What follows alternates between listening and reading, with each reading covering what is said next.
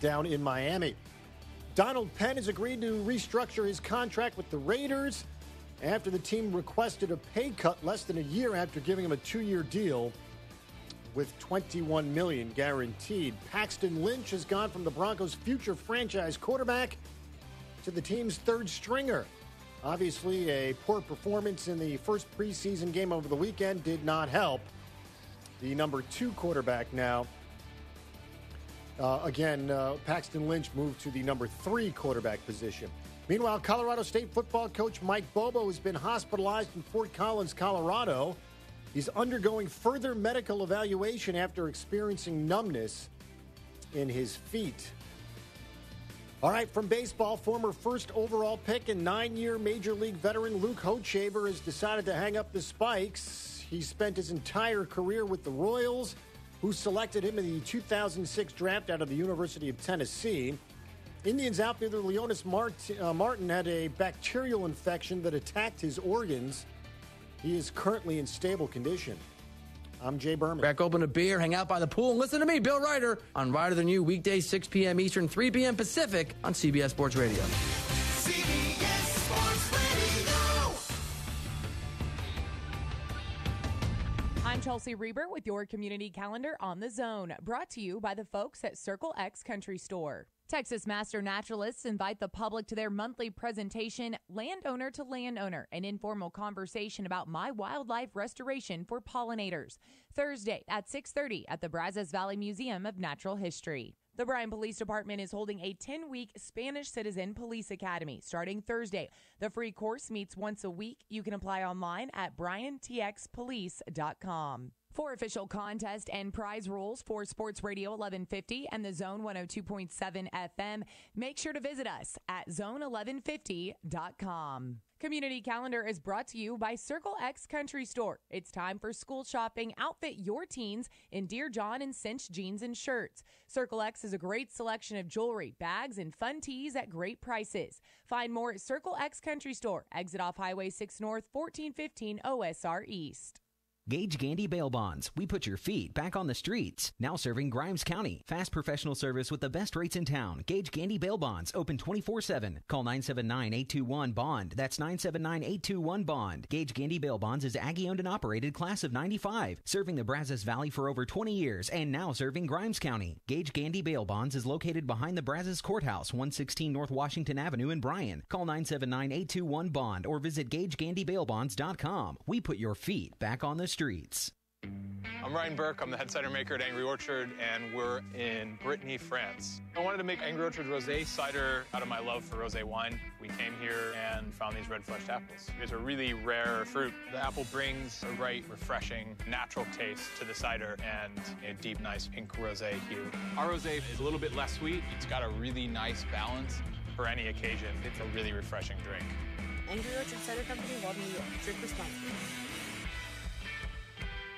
We are Symetria Recovery, the one outpatient treatment network that focuses on one thing: crushing opioid addiction. With one treatment team.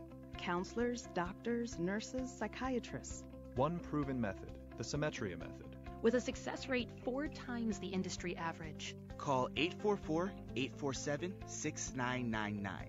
That's 844-847-6999. Hey, opioid addiction, we've got your number. If you missed the Louis Bellina Show, powered by Team of Navasota, you missed. We are visiting with George Woodard, 75-79 A&M football, and on Friday night, September 14th, he will be inducted into the A&M Athletics Hall of Fame. How did you end up at Texas A&M? Because I'm sure you had options. Well, make a long story short, I went to one of the Aggie games with a friend of mine, and I could not believe that they stood up the whole game.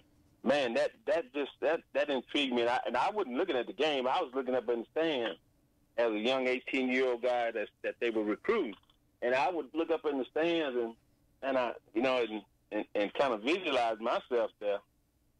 What would it be like? The Louis Bellina Show, powered by Team of Navasota, weekdays 11 to 2 on The Zone.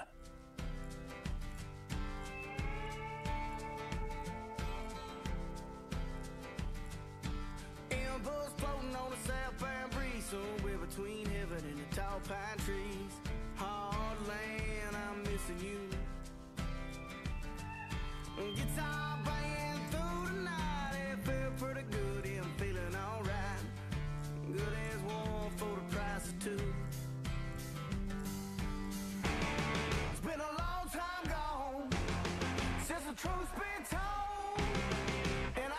Good Tuesday afternoon, Bryan College Station. Welcome to the Bellucci Hour Lunch, live on Sports Radio 1150 The Zone, 102.7 FM. I am your host, Ryan Broniger. We are here at the Tap on Harvey Road, as we are on every Tuesday and Thursday from noon to 1 to talk all things Aggie sports. If you're driving around the area and you want to come get a great bite to eat at a great price, come check out the Tap's lunch specials, $8.49 burger basket, $8.49 chicken tenders, a whole menu full of great food. Always a lot of stuff going on here at the Tap. Last night, Monday nights, they have karaoke. Wednesday nights is piano bar. And then somebody's going to have to explain to this Turn Up Tuesday deal to me that's new. That I guess is starting tonight. But I guess with students back in town, I'm sure it has to do something with copious amounts of alcohol. And you can get it at a cheap price. That's what I'm guessing. Over the weekend, or since we've last met, there's been quite a bit that's happened and given us a lot of talking points today. The Aggies host an open practice, on Sunday. They have a live scrimmage yesterday. We'll get Billy's thoughts on all that. They had a media day as well Sunday morning that I thought was very interesting when you looked at some of the quotes that came out of that, specifically from defensive coordinator Mike Elko. It was the first time we'd heard from the coordinators, and it may be the only time that we hear from the coordinators all year. Jimbo's typically a guy that makes his coordinators available once a year. So we heard from Mike Elko. We heard from Daryl Dickey. I thought Mike Elko had some really interesting quotes about his transition from South Bend, Indiana to College Station, Texas, and then kind of how the move has gone for his family. But then also about I think there was a question about, how much he'd studied the Wrecking Crew and what it means. And, I think every defensive coordinator that has come through this place since R.C. Slocum has been asked about the Wrecking Crew. And I think the only time that an A&M defense has resembled the Wrecking Crew since the early 2000s was that 2010 season where Tim DeRuyter's defense went on a run of games where they look like the defenses of old here in College Station. I thought Mike Elko's answer to the Wrecking Crew question was really poignant. And every time you kind of hear Mike Elko speak or you talk to people that know him, everything's very measured, and he's a very smart guy. We've gone over that quite a bit on this show, is how cerebral Mike Elko is. But I thought he did a good job of answering the question that we've got to form our own identity, whether that's the Wrecking Crew, whatever anybody else wants to put on us. It wasn't about him chasing the past. It's about him just establishing what he wants to do here and a culture on his defense. And I've heard it been at practice, and I've actually borrowed this from him with my baseball kids, is that there's one standard now. There isn't a standard if I'm hurt. There isn't a standard if I feel good. There isn't a standard if I'm on second team today. There isn't a standard if we've got 3 linebackers hurt. There's one standard. And everybody's expected to meet that standard. And I think when you start building a day-to-day culture that's like that, then you can start chipping away at whatever your big goal is, the mountain that you have to climb to become the type of defense that he believes that he wants to put on the field, and that frankly that the A&M fans want to see, and that the A&M fans believe that they can put on the field, because the talent is there, and it'll be there for the next couple of years. When you go to that open practice, and I spent the first probably 5 or 6 sessions at open practice on the sidelines and just making comments to the guys that work at Texags that were out there, and the various media members from around College Station, Bryan College Station, even the Houston and Dallas area, just talking to everybody. It's not that they look, it's Jerry Schmidt's fingerprints are all over this thing, but it's not like they look massively bigger. They look skinny. They just look in shape. They look like everybody has had a program that fits their body type and their personality. And, I can't believe it the way, Dan Moore, he looks incredible, and he looks like an SEC left tackle. Carson Green's another one that has just completely transformed himself. But Jaden Peavy looks like an NFL defensive lineman. Physically, he looks like that right now. And it wasn't just everybody blew up. Like I said, everybody did different things to get themselves ready for a season. Dalen Mack needed to cut weight. Kingsley Keke looks like Marcus Spears now. I mean, at 6'4", 280 pounds, he's playing defensive end. and showing this agility and get off that we haven't seen out of Kingsley, and he's had a really stinking good career here so far. It's just encouraging that it seems like there was a plan for every kid going into this offseason, into this summer. They've bought into that plan, and you're seeing the fruits of that labor come out in the way they look. Another thing that I noticed about the scrimmage, and everybody's going to want to talk about this quarterback competition deal, and it's going to get analyzed left, right, and center, and I'm sure we're going to do it today. You know, they had a scrimmage yesterday with live bullets flying at these kids. We even had, I think Gabe at Texags even kind of charted the throws that he saw in the open practice on Sunday. Kellen was with the ones, Nick was with the twos, and I thought they both made good throws. If anybody says that this thing is done and over with, or they think they know where this thing's going, I think that they're really selling the competition short, and they're selling those two kids short. I think Kellen has been on a little run of form with the ones, but who's to say that, coming into this week and coming out of the scrimmage last night, that's not Nick. Again, it's just too early to tell. I thought they both did really nice things in the period of time we got to see them on Sunday. Nick's got a stronger arm, but does that always mean everything? I think Kellen did a good job protecting the ball a little bit better, but Nick had some really nice throws to Clyde Chris, I think Clyde Chris had 3 long touchdown catches. You saw Kellen really work the tight ends. They both did really nice things. And, Luch, just wanted to get your quick thoughts on what you saw in the open practice. I kind of hit on the physicality of the group and the way they looked, and then just what I saw out of the quarterbacks. Well, I think first of all, I agree with what you're saying about quarterbacks. Run of form is a new one you've been using, so I'm going to have to get used to this one. I read it, now I've heard it. Nick and Kellen, again, they scrimmaged last night now, and the defense played well. So here's the thing about that. You get to see how those quarterbacks deal with a little adversity in live scrimmage action. I think you're going to give this thing at least another week. We'll probably have another scrimmage here towards the end of the week. Saturday, I believe. There has not been separation enough. I guarantee you, if you made everyone in that building vote, and you polled 20 people in that building,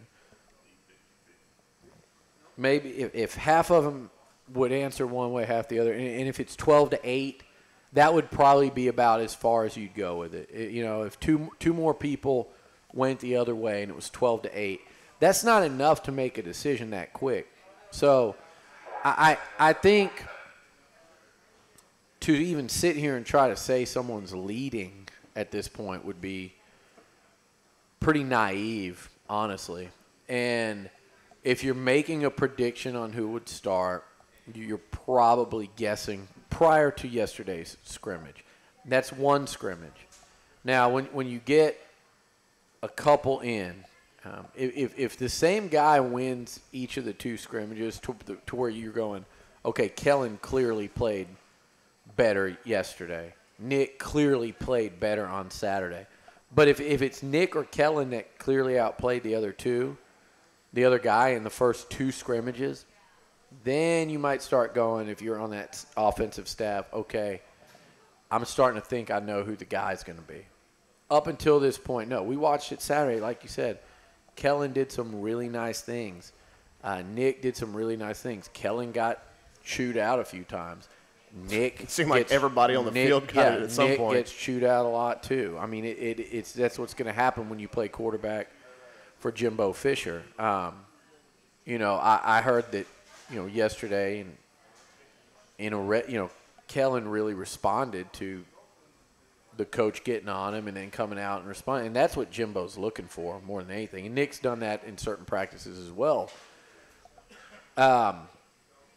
I say in about another week, after another scrimmage and another week's worth of practices, you start to really get an idea who it is. And I do think they're going to name a starter. I don't think it's going to be a 2-quarterback thing. I know Dickey mentioned – he didn't mention a 2-quarterback thing, but he mentioned that, I guess if the thing wasn't, they've got 2 good quarterbacks. But I think you won't see a rotation per se, but if they haven't decided by the start of the season, I think you could see both guys continuing to get a look, at least Northwestern State anyway. Yeah. I don't know if you do that against Clemson. By the way he's coached quarterbacks, it seems like he's going to pick one and let that guy succeed and fail and try to figure it out. Well, that's a good segue because we had passing game and pass defense today, and there were some things defensively that I liked what I saw in the open practice on Sunday. We'll get into more Kellen and Nick, and then how these kind of new receiver names popping up, some old names you know, some new names you need to know going into this season as we are 16 days away from kickoff between the Aggies and Northwestern State Demons. You listen to Blue Hour Lunch live on the Zone. Your homes for A&M football, basketball, and baseball is Sports Radio 1150 and the Zone 102.7 FM plus radio. Aggieland.com. That tailgate guy. He's the guy whose car is always way too close for comfort. Sure, you could teach him a lesson by slamming on your brakes, but you're a safe driver. At Allstate, they think you deserve a reward for not stooping to his level. If you've got a safe record, you can save big on car insurance. Safe drivers should pay less. That's Allstate's stand. Are you in good hands? Call Allstate agent Jerry Anderson at 979-764-0015. Discount and insurance offered only with select companies and subject to availability and qualifications. Discount amount may be lower and applies to most major coverages. Allstate Insurance Company, Allstate Property and Casualty Insurance Company, Allstate Fire and Casualty Insurance Company, Northbrook, Illinois. Folks are always looking for a place to meet friends, grab some food, relax, and unwind with a cold beer, mixed drink, or glass of Boots Sweet Tea. The Tap on Harvey Road has been the place to do just that for nearly 30 years. A casual atmosphere and tasty food keeps people coming back for more. Our burgers, salads, chicken tenders, nachos, and more are sure to satisfy whatever craving you have. And being an SEC country, the Tap is a great place to meet before, during, or after the game. See you at the Tap on Harvey Road in College Station. Be good to your vehicle, and it'll be good to you. Hi, I'm Gabriel Garcia from Traditions Mobile One Oil and Lube. And while that's a simple concept, it's so true. We're a full-service oil and lube shop with years of experience. And that experience tells us to always go the extra mile for our customers. Like topping off fluids for free on most vehicles and free tire pressure checks. See Traditions Mobile One Oil and Lube on Villa Maria at 2818 next to Raleigh Car Wash or at East William J. Bryan next to the main post office. Meet Josh. Hi, everybody. Josh is a high school basketball player, solid shooter, great teammate. Hey, don't forget my tenacious D. And he's my son. Oh. So, what does Josh do to be the best basketball player he can be? I play tennis. Studies show that student athletes here in Texas who play more than one high school sport are more likely to excel. Tennis does more than improve Josh's conditioning. It gives him a fresh competitive outlet, reduces the risk of injury by cross-training, and introduces him to different coaching techniques and new friends. Don't get me wrong, hoops are my first love. Tennis just gives me a little break. So when the new season begins, Josh isn't burned out on basketball. He's eager to play. And you can see the difference in his game. This message presented by the Texas University Interscholastic League and the Texas High School Athletic Directors Association.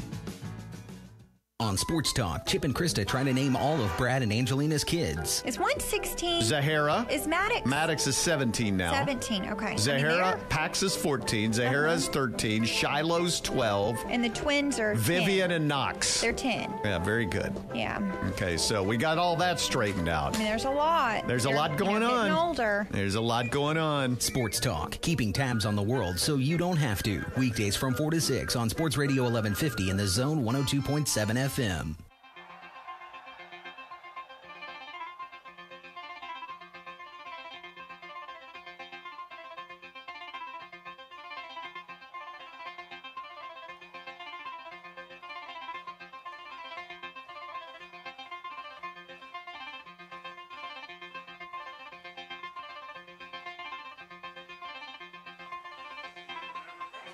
I was going to try to let the guitar hit on that thing, but it was just taking a while.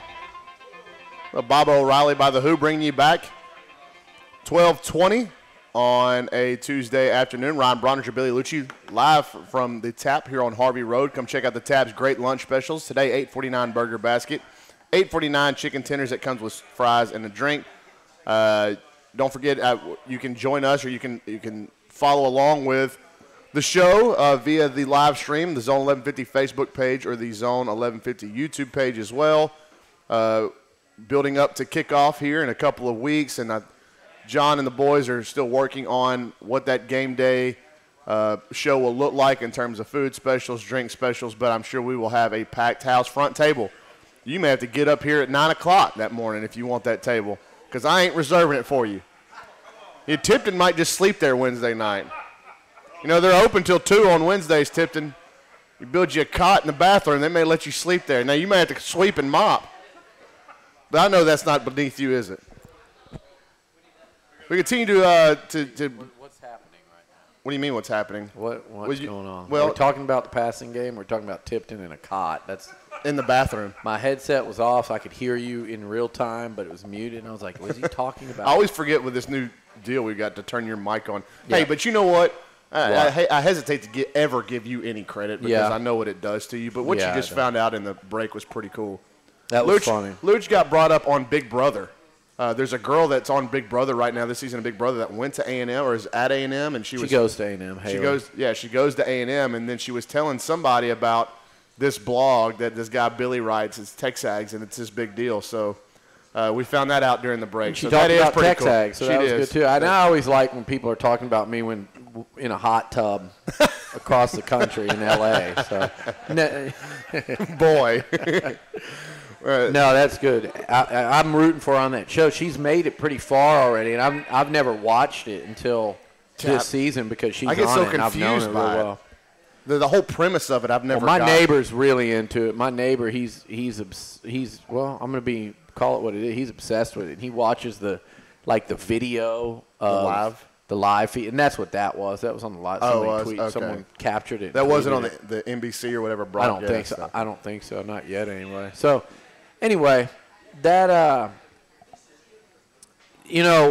I had never watched a show till this year. I kind of like it. I see why it's so. All those popular. shows have a crazy following. The Bachelor, Bachelorette, all that kind of stuff. I've just never gotten into it.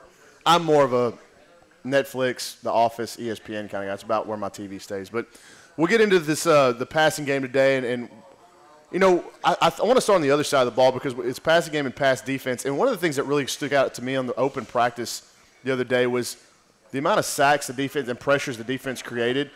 It was against, it wasn't always against the first-team offensive lineman. I think Tyree Johnson had a run where he had 3 consecutive sacks. Good name to hear if you're, looking for guys that are really kind of under the radar. It was good to see him somebody off the edge, off the edge, and somebody at receiver. Courtney Davis has been getting it done. I thought he looked really good. I did too, but I'm still skeptical of that entire group until they can carry it on for a couple weeks straight.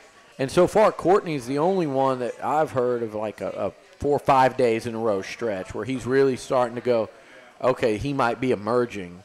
The good thing is if Courtney can do it, I think as the year goes on, there's a very good chance that Preston or Chapman will as well, just as they get going as true freshmen. You can't expect that to have happened in a week. So if Courtney can be a guy, and we know what Osborne brings to the table, and then one more, and I really like the odds of at least one of those 2 freshmen doing that, now you start to have something. If not, Bronny, you can go a hell of a lot of 2 tights with the 2 guys we saw on Saturday, and that we've seen all along. Yeah. And I think with the mention that they add into the passing game only helps whoever the quarterback is because now they're a threat to these linebackers and safeties, and maybe you can find some more one-on-one opportunities for Jamon, who's not a burner, but he does do a good job of getting open and getting his body between the defender and the football. And he had a really good day yesterday. I talked to Jamon during the press availability on Sunday, and he was saying just that, just like the presence of those tight ends really takes a lot of pressure off of him as an outside receiver. You know who I've heard good stuff on? It's just I don't know what kind of role he'll have in Jimbo's offense is Rashad Paul. I've heard that they like what he does in space, and he's been fairly consistent catching the ball. Just do you think Rashad could carve out his own little niche in this offense and maybe be what was the guy they had at Florida State? Kermit Whitfield. Kermit Whitfield. I mean, he's not that straight line fast, but he's a small guy that's shifty and make you miss. Yeah. And they had certain packages for Kermit to get the football. Yeah, I think they'll do that if he proves worthy of it, and I think he little by little is. I mean, I don't think he just bursts on the scene from day one where they're like, oh my God, this guy is going to be a game changer. But as it's gone on, I think there is some level of confidence there. Yeah, and it's in the return game as well, but we'll get into that. I'll tell you this, though, Bronny, when talking about guys, whether it be from the scrimmage or from the other day, I think Carson Green, to me, first of all, their best offensive player is Travion Williams. And I don't know that there's a close second. I think he's a total stud. The tight ends are a big storyline on that group. But if you ask me to pick out, and Courtney Davis is positioning himself to maybe be one of the surprises of the team this year. Again, though, I will caution, I do think it's still early. I like Courtney, as a kid, Seems as like a he's player. matured a lot. I sat right next to him on the flight back from the bowl game and just really enjoyed talking to him. So I'm rooting for him, but I'm just saying, it's just the reality that we can't do sitting here covering this team is every time a guy has a few good practices in a row, anoint him. Mm-hmm. Anytime a position group looks good in a scrimmage, or we hear, man, the linebackers have looked really good, all of a sudden say that issue is resolved. Right. Or that they have a bunch of sacks and say now, we found pass rushers and the offensive line can't block anybody. And the thing is, the unit, let's take linebacker, for example. Tyrell Dodson headlines that group, and he's really good. And Anthony Hines is a 5-star, and Buddy Johnson flashed it. And Alaka's a reliable senior. And I think OKK has turned some heads already, new to the position. But what you got to do now is compare that to the linebacker units of the other 8 Power 5 teams, or the 9 Power 5 teams you're playing. And, let's not get too carried away is what I'm saying. The O-line is vastly improved. Well, where does that rank against the defensive lines that you're going to be playing against? So you don't go, oh, my God, the backup tackle had a hard time with Tyree Johnson. This deal's done. They have no chance. But you also don't go, I think the O-line is going to improve a lot, and that's going to be enough. No, because if they improve a lot, they still got to be good enough to block Auburn with some degree of success, Alabama, Clemson, LSU, the list, Mississippi State, the list goes on and on. And I'm excited about, I feel like 4 of those 5 positions are pretty stable. If that one position is on the inside and it's a turnstile, it doesn't matter how good Travion Williams is. It doesn't matter how, your tight ends can help your tackles, but if inside, if they have to play McCoy at center, and if Hawker or if Lamphere can't get healthy, or if Hawker can't handle it, or and that's a turnstile at guard, McCollum or whoever that may be, it can blow up the whole thing. Passing game and running game. We saw it doesn't it last matter. year. Yeah, it doesn't matter. So with every bit of encouragement, I would say, remember what conference A&M is in. I don't think the Aggies, by any stretch, have overwhelming talent playing on the field this year. Not against those teams. No. And it'll get there. Do I think they could surprise some people this year and win a game or so more than people expect? Yeah, and I think they could. I think they could get to 8. I don't know if I'll pick that, but I think they could get there and maybe win a bowl and be a 9-4 team, which would be terrific. But it's not going to be easy. It is going to be a struggle for this football team, especially, think about this, too. In your passing game, there's a pretty good chance, we hadn't mentioned Buckley, there's a pretty good chance you could start 3 sophomores at receiver, or 2 sophomores, 2 first-year guys in the program at tight end, and a sophomore at quarterback. And then a lot of young guys up front. 3 sophomores maybe up front. Yeah. So, I mean, it's – and then on defense, We're not going to sit there and use the "we're young" thing, huh? That's for other people in Austin to say. You can use the "we're young" if they're young. Yeah. Here's what you can't use: the "we're young" every year for 6 3, years. 4, 5 years in a row. That's when you start to go, and it might be true every year. Yeah, but that becomes an issue. I'd rather them be young right now than be an old veteran team. I'd rather them be young.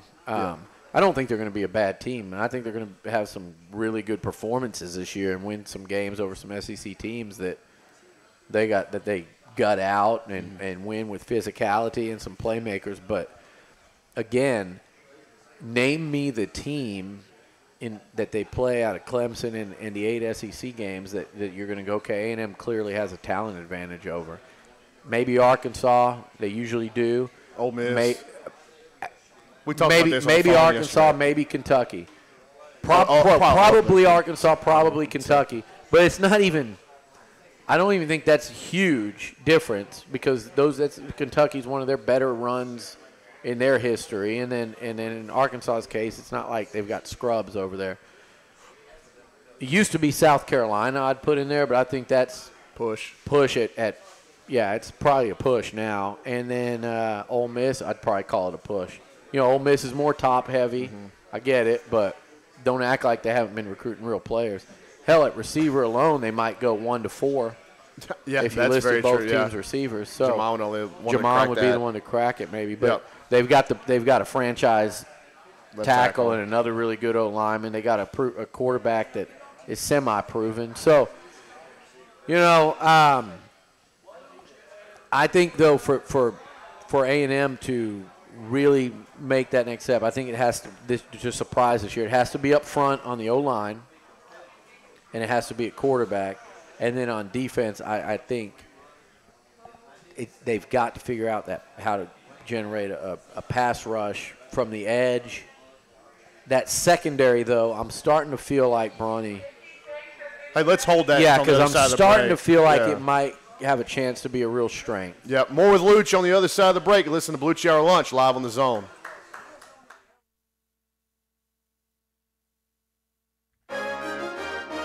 From News Talk 1620 WTAW, I'm Chelsea Reber with a news update on Sports Radio 1150 and the Zone 102.7 FM.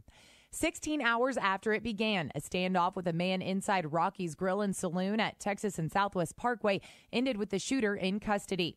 College Station police responded to a report of shots fired yesterday around 11 a.m. According to a CSPD news release, 38-year-old Michael Blake Jones of Bryan voluntarily surrendered just after 3 this morning. Jones was charged with criminal mischief. No injuries were reported. The College Station School District has spent much of the year dealing with criticism over future changes in attendance boundaries for secondary students, beating the clock to open Welborn Middle School, and what will be the enrollment impact with the opening of a new charter school. For those folks who want their kids to have opportunities, we believe we provide the greatest opportunities in College Station ISD. And the fact of the matter, well, my opinion is we have the best trained, best educated, and best supported teaching staff in the state. Superintendent Clark Ely on WTAW's The Infomaniacs also says administrators will recommend to the school board next week a property tax rate reduction of 2.3 cents. We're very excited that as we continue to grow and as we continue to build schools, we can still pass along tax reduction to our citizens. CSISD has to give the state more than $14 million in local property tax revenue to assist poorer districts. And Dr. Ely says it will be after Labor Day before they have an idea of the financial impact of the new charter school. The major mail distribution and processing center for Dallas-Fort Worth has reopened following last week's mercury spill. The distribution center in Coppell had been closed most of the week after a package containing 4 gallons of mercury leaked. The Postal Service says nobody was injured or suffered serious exposure in the incident. It's illegal to send more than a trace amount of mercury by mail. The USPS says they've been working around the clock to return service to normal following reports that mail deliveries in the area had been disrupted. The Postal Inspector's Office is also investigating to determine whether criminal charges should be filed in the case. Austin York, TSN News. For more news, go online to WTAW.com. I'm Chelsea Reber on Sports Radio 1150 and the Zone 102.7 FM. You need help if you've been charged with a crime. The justice system is daunting. You need an experienced defense lawyer to obtain the best results for you. Steve Gustitis, attorney at law, has been helping people fight criminal charges for over 20 years. Call Steve Gustitis now to schedule your free consultation. 823-9111. Qualified people are ready to take your call. Let Steve Gustitis put his experience to work for you. 823-9111. Visit GustitisLaw.com today and get the help that you need. Fender benders, parking lot challenges, scrapes, bruises, and bumps. I'm vehicle challenged when it comes to avoiding objects that get in my way. Hi, I'm Mary Mike Hatcher for Oscar & Sons Body Shop. My car is my second office, and it's so important to keep it looking great. Oscar & Sons Body Shop has done just that. As a family affair for over 40 years, they remove cosmetic blemishes to major auto body repair. Google Oscar & Sons. They'll come to you with a free estimate for your repairs. Oscar & Sons Body Shop. They wreck it, we fix it. Folks are always looking for a place to meet friends, grab some food, relax, and unwind with a cold beer, mixed drink, or glass of Boots Sweet Tea. The Tap on Harvey Road has been the place to do just that for nearly 30 years. A casual atmosphere and tasty food keeps people coming back for more. Our burgers, salads, chicken tenders, nachos, and more are sure to satisfy whatever craving you have. And being in SEC country, the Tap is a great place to meet before, during, or after the game. See you at the Tap on Harvey Road in College Station. Fighting Texas Aggies soccer is back and looking to build on a successful 2017 season. Listen in as Coach G. Guerreri and the ladies bid for their 24th straight trip to the NCAA tournament. All matches will be broadcast on the Zone 102.7 FM and streamed live on RadioAggieland.com. From Ellisville to every corner of the Southeastern Conference and beyond, your home for Fighting Texas Aggies soccer this fall is on the Zone 102.7 FM and RadioAggieland.com.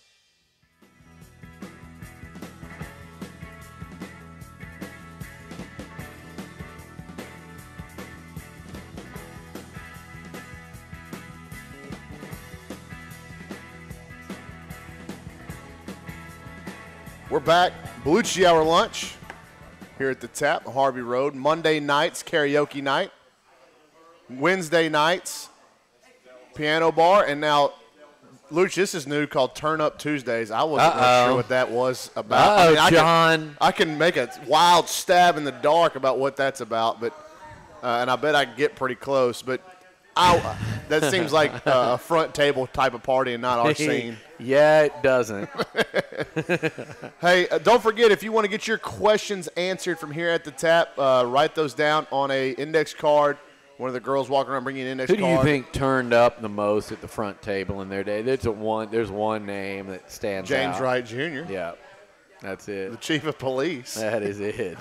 If you want to get your questions from here at the Tap live audience, if you want to get your questions answered by Luch and I in the final segment, write them down on those index cards, get them up to here to us, and we'll do our best to get to those. Luch, we ended last segment, and you were kind of speaking about the secondary. We've both gotten really good reports on the safeties, but the corner situation remains kind of, I don't know if it's in flux, but I guess it is. I mean, there's different guys on different days, and I don't know that we've settled in on a starter yet. Or a set of starters. I don't know, but I do know that I would say that battle's probably still ongoing, but I will also say that I've been sitting out there, and it sure feels like, Davion Renfro and Charles Oliver are out there with the ones most times we look out there. And, Clifford Chapman is in that mix as well. But those two guys look like they're fixtures on that first team. And Bronny, just like we've heard good things about the second. I heard, Derek Tucker had a big play in a pick in that scrimmage yesterday. You know what I worry about with Tuck? What? Is that he's going to end up just trying to decapitate people, and he's going to miss some halves of football because of it. Oh, no. I mean, it happened last year. Yeah, so you're not going out on a big limb there. No, but it's just you watch him, having covered him for 2 years in high school, and you watch him walk, he's getting more and more confident in himself, which he's is he should. Bigger. Yeah. I saw him the other day, in just a jersey, out of pads, and he's certainly filling out. But the good news is that Leon's playing well. And Donovan Wilson's looked like a superstar again. Mm-hmm. That's one of the biggest developments, I think, on this football team, guys, is Donovan Wilson has looked like a superstar again. In the spring, I don't think Mike Elko was able to see that. and that foot really started to because remember, I said after the spring, I didn't get the feeling that you didn't hear as much about the secondary really being this bright spot. You heard a lot about the D tackles. I even heard, look, there's plenty to work with on the O-line. Hey, the receivers are better than maybe expected. You didn't hear as much about the secondary. Well, let guys like Clifford Chapman and Charles Oliver and Derek Tucker get more comfortable within Mike Elko's scheme, and all of a sudden all three of those guys look a little better. Let Donovan Wilson, who was he told me the other day on Sunday, I was just kind of barely able to move around out there. I was just not comfortable on the foot. I wasn't used to it. Now I'm back. He had got up to like 210 pounds. He's 200 now. He said, now I'm back. He has been arguably the best player on that defense in camp. He's been a playmaker. He's been an impact performer there. Saw some leadership stuff out of him at the open practice. Yeah, and he's no doubt vocal and how he played. And then you go and add in Debian Renfro, who I think he and Charles Oliver actually, Bronny, are guys that I've been hearing a lot more about lately. I feel like they're two guys that are kind of rising. If that's the case, then you feel great about the defensive interior. You feel great about your secondary. Interesting thing happened on the inside this week. Justin Matabike out for a couple days or whatever it was. All of a sudden you look up. Josh Rogers and T.D. Moten are getting rave reviews from their teammates. T.D. made some plays in the practice we saw. Josh Rogers, Dalen Mack told me, has been performing really well. So you don't want you need Matabike as a part of that, and because you've already moved Kingsley Keke, at least for the time being, out to end. So, but if you can be really strong up the middle, have an impact guy at linebacker in Tyrell Dodson, and be strong, maybe not elite and great, but strong in the secondary, really stingy up the middle, then maybe your big question mark ends up being, can we find a third linebacker, whether that's Johnson or Hines, and then can we get that other end position shored up? And part of that will be getting Michael Clemens back. That and Bobby Brown's looked terrific. That's what I was about to go there. Bobby Brown is going to play, and he's going to play quite a bit, and he's going to make an impact somewhere along the season. He's too big and athletic not to. Yeah. This is the guy that you saw Bama roll out for the last 10 years. I mean, that's why they wanted him so bad. And, you and I both learned over the course of the week that Saban, that was Saban's guy. That's who Nick Saban wanted in last class. So for A&M to go get him, just watching him run around and move, he's, probably 290 pounds and just like a Marcus Spears type, of that level. Ashawn Robinson, those guys that Bama had, Jonathan Allen, same type of body style, same type of athleticism, and looks like a future, star in this conference and what the NFL, the pro scouts are looking for. I'll be interested to see too, Luch, is what happens at that nickel role. We've seen a lot of Deshaun Caper-Smith, who's kind of that old, reliable guy. But does Leon work himself? Very reliable, and I think Mike Elko has taken a real liking to him. And before you throw your hands up and go, man, Caper-Smith hasn't really made any plays. And first of all, he's no longer at corner. Second of all, he's a veteran that's played a lot of football. He's had some rough outings. He's played a lot of football. He's a lot better at safety. And, I think you'll see him on the field some, and then I think eventually I could see that spot being Leon. Yeah, and Leon from what we heard, Leon had a really nice play in the scrimmage yesterday out of an interception and just continues to flash. The thing that worried me about Leon was all this talking and stuff that Leon's done, that's Leon. That's not him being fake. That's who he is. That's the way he was raised. That's what he's been since he was 9, 10 years old. That's the kind of guy he is. It's been really cool to see Leon buy into being a really good football player. We haven't heard anything in terms of off the field, him missing stuff. He's been great. He's been very vocal like he typically is. I've been encouraged with Leon's start here in College Station, and I think the coaches have been too, to the point that you're going to see him on the field quite a bit this fall. Yeah, I don't think there's any doubt about that. And just to add to that depth in the secondary, I think they've got They've got to feel really good about a third corner and maybe even a fourth with Miles Jones. And then at safety, I think they got to feel really good about at least the top four with Carper and O'Neal, and then and Lefty being another DB that you feel comfortable playing with. So there's some real depth there. The good news is, how many of those guys are seniors? Is it Lefty? One? Two, Donovan. Yeah. It's a young group, and you're adding 5. That position's about to be the strength of I don't know. That and the D-line are going to be the two strengths of this A&M football team. And if they can get linebacker where they need to get it. Well, they'll sign 4 this year, and they'll probably sign another Hines 2 and or Johnson 3. are sophomores. You got Christian Harris on the way in, and then White, Arabo, Lee right now. And, that's your group right now. You might add something to it before all is said and done. I wouldn't predict that today. I also wouldn't bet against A&M being able to go out. Front and find table's more. getting mad at me because they hadn't had a commitment in about 2 weeks. Yeah, right? No, Golly. how many spots do you want them to have? It was Asher, relaxing. too. I was just screaming at me. But on the other side of the break, we're going to close the show for the questions from here at the Tap. I want to get Lucci's thoughts on some stuff at running back that we saw as well. Like I said, we'll close the show on the other side of the break. Lucci Hour Lunch, live on the Zone. He's a Heisman voter and columnist, and he's got a hot sports opinion on A&M Sports and the SEC. Yeah, baby. Olin Buchanan joins Gabe Bach on TexAgs Radio. Mornings at 8 on the Zone. Here's Brad Beard of Intercon. As the old saying goes, if your only tool is a hammer, everything looks like a nail. At Intercon, we have a full toolbox to meet your window needs.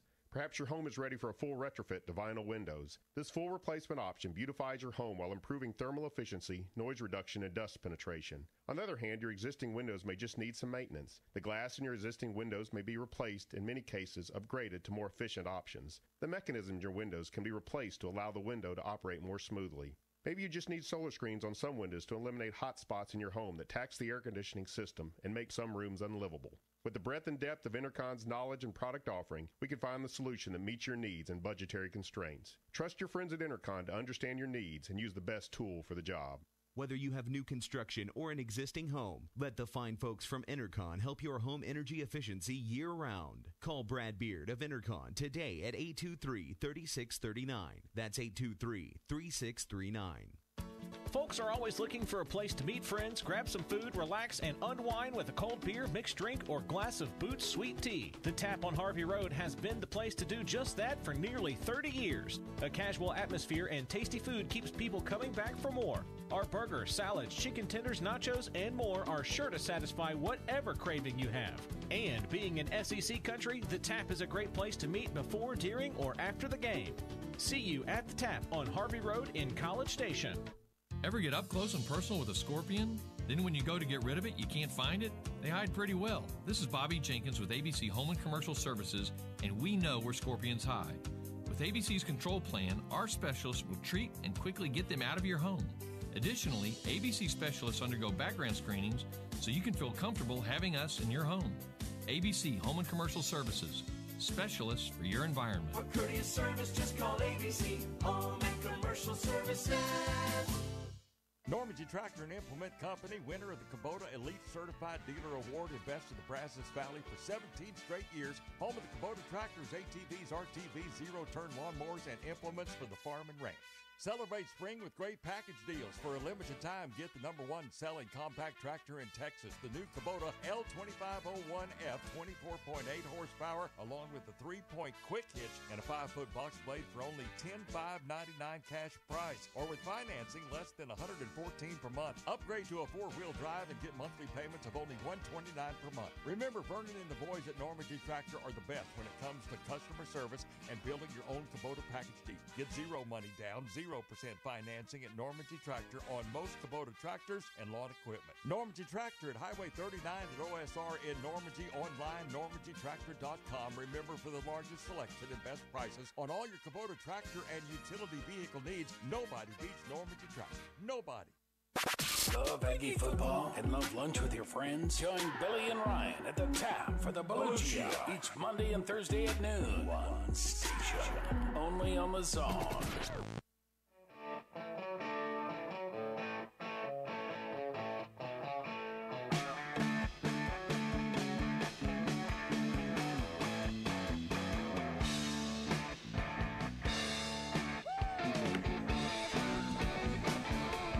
Closing the show here on a Tuesday afternoon.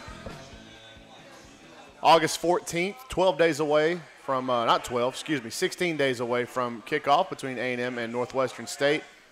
Luge, question from here at the tap about the quarterbacks. We talked quite a bit about the quarterback situation today.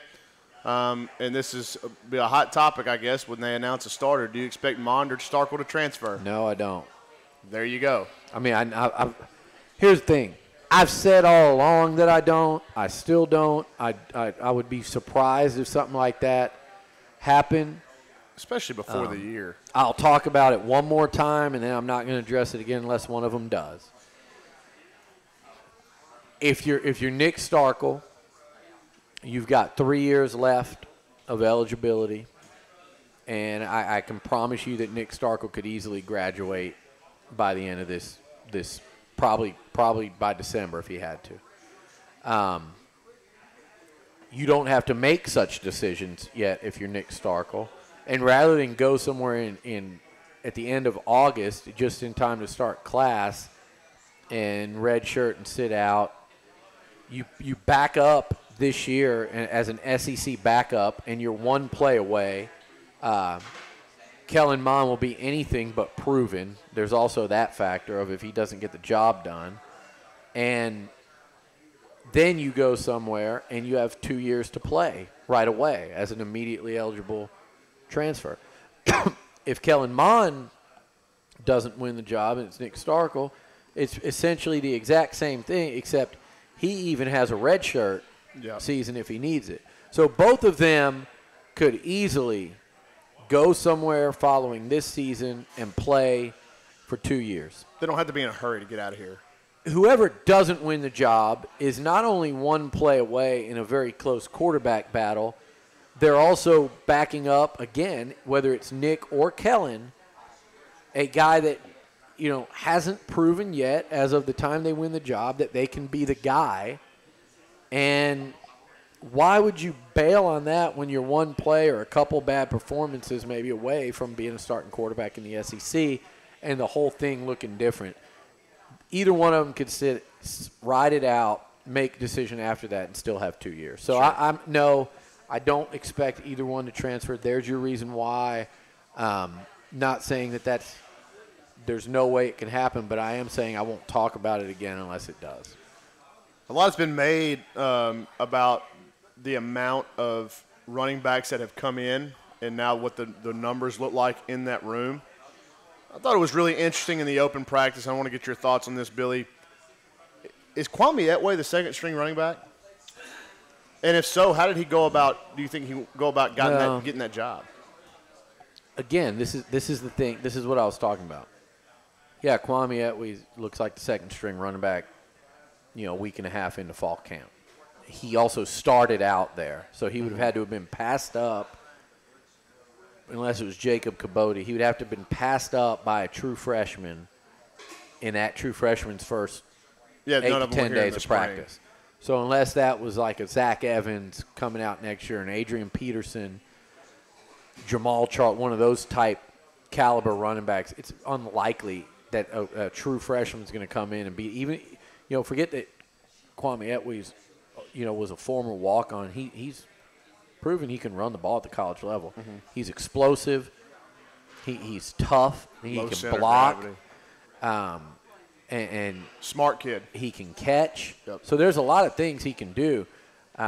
Do I think he can be the number 2 back? Yeah, I do. Do I think he is? And that's definitely – I felt like there was a lot of questions about that on Sunday during the media availability. It kind of became like its own narrative because it is interesting that he's still there. But I also would say – between Vernon Jackson and Charles Strong and Deneric Prince has shown me a little more than I thought I'd see out of him. But the guy that really stands out to me is Jashawn Corbin. To me, he's very impressive. I liked him when they offered him. I liked him when they were battling TCU and Tennessee for him. I thought it was an important recruitment. Man, he had a couple of nice plays in that scrimmage the other day, and he's a name that keeps coming up and keeps coming up. So I think that's probably as big as if Etwe's going to hold somebody off, it might have to be him. Well, and then there's a role for a bigger back as well. I think, too, is that, maybe Etwe's your backup and you pick your spots with Jashawn because of that experience. You don't want to put Jashawn in on a third down set where he's got to pick up an exotic blitz look. That's where Kwame would probably be your guy. They're all going to play. You were asking about second team, and I'd say, the answer right now is but we're barely into this thing. Any more guys outside? And I want to get your thoughts real quick before we end the show on the two freshmen receiver, and then Clyde Chris. So Caleb Chapman, Jalen Preston, Clyde Chris. Do you expect with Jalen Preston? Or Chapman? Do you think they get 10 catches this year? Or Clyde? Do one of those three get 10 over the course of the year? I think all three of them do. Easy. Really? Like blow past it. 10 catches. Yeah. Yeah. All three of them get more than 10. Yeah. I just didn't know because of the depth it fluctuates. Chris would be the question mark, but I could see Chris getting 25 if he could end up being kick returner too. And he's just he's so explosive an athlete, but he also I think he might consistency. He had that great practice we saw, but he's in that other group of guys where it's just like it's not every single day in and day out, which is what you want to see. Him, Kendrick Rogers, Hez Jones. Go down the list, Courtney's been the one that has strung it together the most, but and even the freshmen, Chapman and Preston. But yeah, I think they all. I think you're going to have a kind of maybe by committee at receiver. Yep. When we come back on Thursday, we will be 2 weeks away from kickoff to the day, and maybe we'll have some more information about what will go on here at the Tap during that Bellucci Hour lunch on game day. Thank you guys so much for hanging out. Louie's on the other side. Folks are always looking for a place to meet friends, grab some food, relax, and unwind with a cold beer, mixed drink, or glass of Boots Sweet Tea. The Tap on Harvey Road has been the place to do just that for nearly 30 years. A casual atmosphere and tasty food keeps people coming back for more. Our burgers, salads, chicken tenders, nachos, and more are sure to satisfy whatever craving you have. And being in SEC country, the Tap is a great place to meet before, during, or after the game. See you at the Tap on Harvey Road in College Station. That tailgate guy. He's the guy whose car is always way too close for comfort. Sure, you could teach him a lesson by slamming on your brakes.